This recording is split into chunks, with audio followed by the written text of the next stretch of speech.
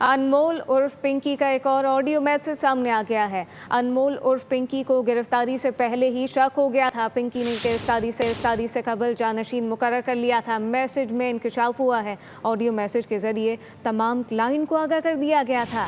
पिंकी ने गिरफ्तारी से कबल जानशीन मुकर्रर किया था। मैसेज में ये इंकशाफ हुआ है। अनमोल उर्फ पिंकी का एक और ऑडियो मैसेज सामने आ गया।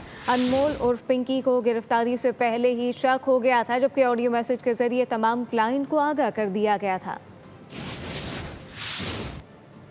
आई एम पिंकी।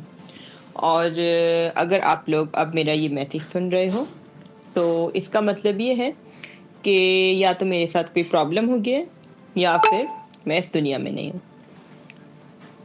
तो ये मैसेज मैंने सेंड इसलिए किया है कि अगर खुदा ना खास्ता मेरे साथ, ये मैसेज बनाने का मतलब ये है कि अगर खुदा ना खास्ता मेरे साथ कुछ हो जाता है तो, और ये मैसेज आप लोगों को मिलता है तो इसका मतलब ये होगा कि नेक्स्ट आगे से जो काम संभालेगा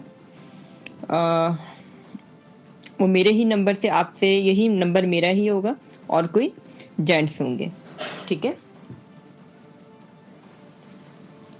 तो सब मेरे मेरे फ्रेंड होंगे और वो आगे से इस काम को हैंडल करेंगे।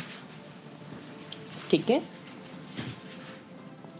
और आगे आपको कुछ सारे मामलात वो बता देंगे जो भी मामलात हुए होंगे।